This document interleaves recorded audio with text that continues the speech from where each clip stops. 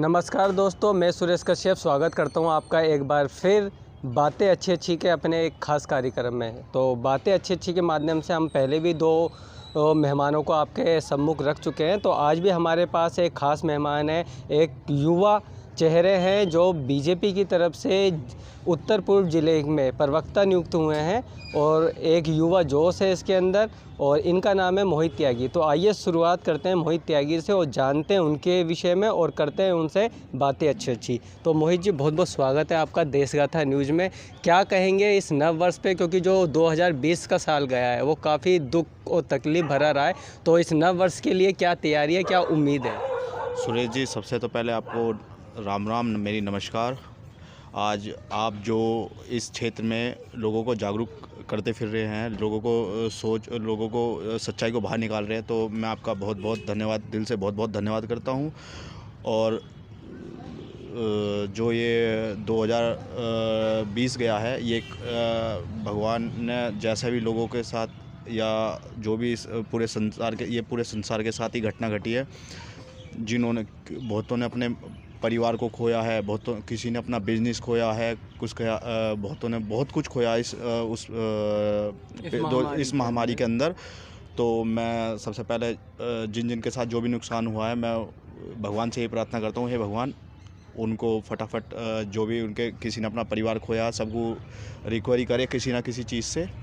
और ये महाबीमारी से जो भी हमारे आर्थिक व्यवस्था पे डामाडोल हुआ है पूरे संसार की पे, कि भगवान जल्दी से ऊपर करे और सब अपने घर रहें और स्वस्थ रहें। तो मोहित जी, ये तो रहा पुराने साल पे महामारी में पूरी दुनिया इससे त्रस्त थी। अब नए साल 2021 में उम्मीद है कि सब कुछ बेहतर होगा और अच्छे होगा, और भारत जो है, जैसे प्रधानमंत्री मोदी कहते हैं कि एक नए भारत की शुरुआत होगी। और क्या कहते हैं आप प्रधानमंत्री, क्योंकि आप खुद एक बीजेपी के युवा कार्यकर्ता है, तो प्रधानमंत्री की सोच और जो उन्होंने कोरोना काल में लोगों को संभाला, जैसे नियम बनाए, कानून बनाए, तो क्या कहेंगे प्रधानमंत्री की इन सारी चीज़ों पर जो 2020 को देखने को मिली? सुरेश जी, सबसे पहले मैं आपको आपके माध्यम से इस देश की जनता को ये बताना चाहता हूँ कि हम बहुत सौभाग्यशाली हैं, क्योंकि हमारे लिए एक नरेंद्र मोदी ने एक ऐसा प्रधानमंत्री आए हैं, एक ऐसे लोहा पुरुष आए हैं हमारे लिए कि जो देश काफ़ी तरक्की कर रहा है, जिसमें जो 70 सालों में नहीं हुआ, तो हमारे नरेंद्र मोदी ने वो 6 सालों में कर दिखाया। और आज हमारा देश वर्ल्ड के सबसे अच्छे देशों में गिना जाता है। ये श्री माननीय नरेंद्र मोदी जी की वजह से है हमारे बीच में। और नरेंद्र मोदी जी जो भी इस टाइम पूरे सक्षम हैं, आप देखा आपने कोरोना के लिए वैक्सीन भी नरेंद्र मोदी जी ने करवाई है। और आप देखिए धीरे धीरे करके इस महामारी से हमारा नरेंद्र मोदी जी के जो कार्रवाई कर रहे हैं इस देश के लिए, इस महामारी से हम बिल्कुल बचेंगे।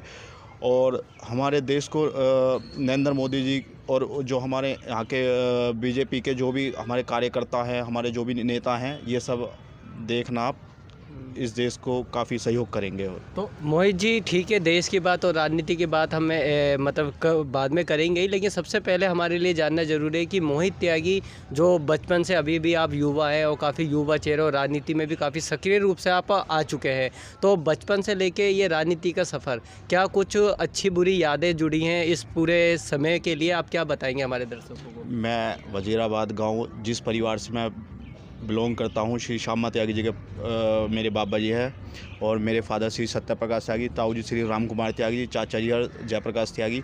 शुरू से ही हम बहुत साधारण परिवार से बिलोंग करते हैं, और ना हमने कोई ऐसा चाव भाव देखा इस गांव का। आप तो सुरेश जी इस गांव में रहे हो, आपने देखा होगा। और शुरू से ही मेरा जो परिवार है, शुरू से ही गरीबों के लिए तत्पर तैयार रहा है, तो इसी मारे देखते हुए मैं इस समाज सेवा में आया हूँ। तो मोहित जी, देखा गया है युवा वर्ग फिल्में देखता है, घूमने जाता है और काफ़ी सारी चीज़ें अच्छी करते हैं, और लेकिन आप राजनीति के अंदर इतनी जल्दी क्या थी? ये शीर्ष नेतृत्व ने जो डिसीज़न लिया है, ये मेरा कोई, सुरेश जी आपको पता है, कोई हमारा आपका कोई डिसीज़न नहीं है कि भाई ये शीर्ष नेतृत्व को जो लगा होगा, मेरी कुछ अच्छाई लगी होगी, मेरा कुछ लगा होगा सामाजिक कार्य, तो उन्होंने ही ये डिसीज़न लिया है। तो जब मुझको उन्होंने यही पद दिया है। नहीं, लेकिन हमारे लिए ज़रूरी है कि मोहित त्यागी जी ने राजनीति को क्यों चुना, मतलब राजनीति में एक सक्रिय भूमिका आपने निभाई, उसके बाद आपको जिम्मेदारी दी गई, मतलब कि जहाँ युवा बहुत सारी चीज़ें करने की सोचता है, वहाँ हमने राजनीति को एक सेवा के माध्यम को चुना, ऐसा क्या है इसमें? देखिए, कुछ ऐसे ऐसे पायदान होते हैं जिसमें कुछ ना कुछ कड़ी को हमें चुनना पड़ेगा, जिससे हम कुछ सामाजिक कार्य कर सकें। तो इसी हमारे मैंने सोचा कि इस टाइम भारतीय जनता पार्टी, और हम शुरू से ही जनसंघी हैं, हमारे बाबा जी भी जनसंघी थे, तो इसी हमारे देखा हमने, तो इसी हमारे सोचा भाई कुछ एक जिसमें इस टाइम इस पार्टी में कोई भ्रष्ट नहीं है, कोई भ्रष्ट नहीं है, कोई ऐसा कुछ नहीं है। और माननीय नरेंद्र मोदी जी के उसमें छत छाया में सोचा कि भाई हमें एक अच्छा मार्गदर्शक मिला है, तो इसी हमारे हमने सोचा कि इस राजनीति का एक माध्यम रहेगा आने के लिए। तो मोहित जी, अब कांग्रेस इतने वर्षों से राज करती रही, सत्ता में भी रही, दिल्ली के अंदर आम आदमी पार्टी 2 बार बहुत अच्छे वोटों से जीती, मतलब उनमें क्या कमी थी कि आपको भारतीय जनता पार्टी ही ज़्यादा अच्छी लगी? एक तो मैंने आपको बताया कि हमारे बड़े बुजुर्ग थे जो शुरू से जनसंघी थे, एक तो उनके आदर्श, और दूसरा जो आप देख ही रहे हो युवाओं की सोच, जो युवाओं की धड़कन है, वो माननीय नरेंद्र मोदी जी है। आप देखना, जब भी युवाओं के अंदर जो माननीय नरेंद्र मोदी जी ने जो जोश भरा है, वो किसी और नेता ने नहीं भरा।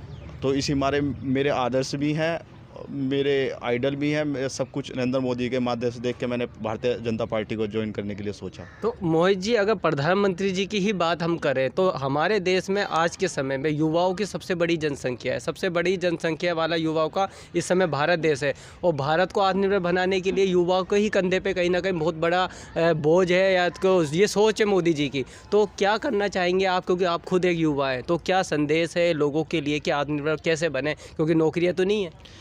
जैसे जैसे एक सबसे बड़ी बात है, नौकरी ना मिलने का कारण सबसे बड़ा पॉपुलेशन, जो ये बढ़ती हुई आबादी है। हमारे नरेंद्र मोदी जी इसका भी वो ला रहे हैं, ये बहुत ही जनसंख्या नियंत्रण कानून भी ला रहे हैं। ये मेरे ख्याल से ये भी बहुत असर करेगा ये बढ़ती हुई बेरोजगारी को रोकने के लिए। जैसे जैसे आप देख रहे हैं कि हर युवा आज भी, ऐसी बात नहीं है बेरोजगार फिर रहा है, काफ़ी रोज़गार निकाला है, पर उसमें क्या है, जनसंख्या जितनी बढ़ती जा रही है, तो उसी हिसाब से लोगों को बेरोजगारी दिखने लगती है।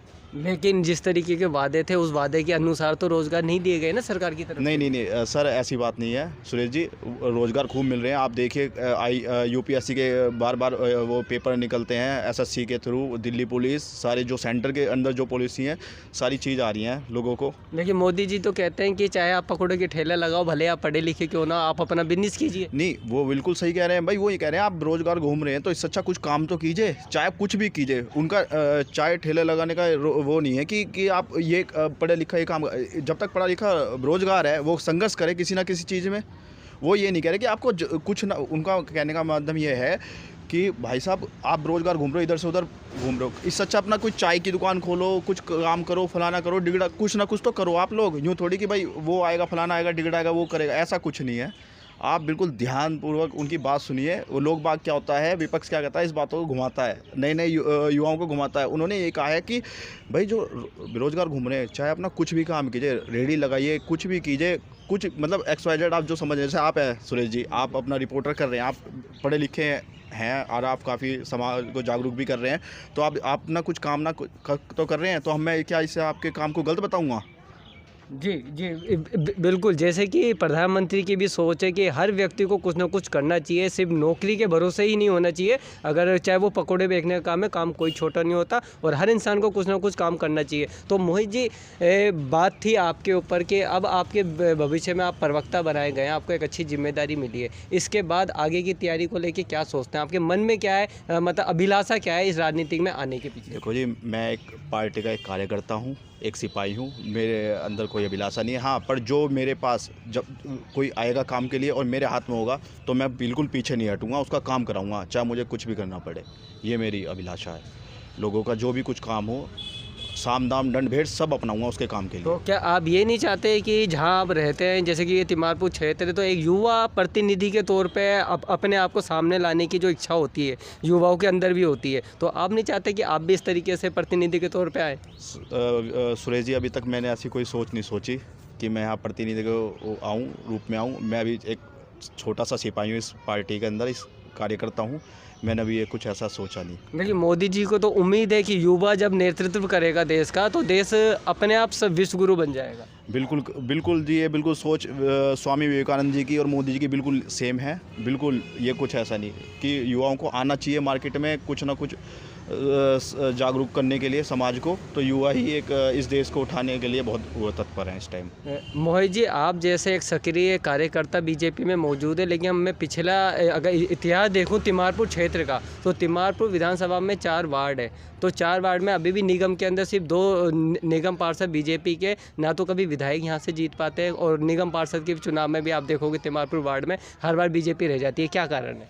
देखो, इस चीज़ के बारे में सुरेश जी मैं आपको कुछ नहीं बोल सकता। हम तो मेहनत कर सकते हैं और लोगों को जागरूक कर सकते हैं, वो लोगों के ऊपर है कि क्या होता है क्या नहीं। एक मैंने एक चीज़ देखी है, एक लोगों की पहली सोच बन जाती है कि हमें किस पार्टी को वोट देनी है।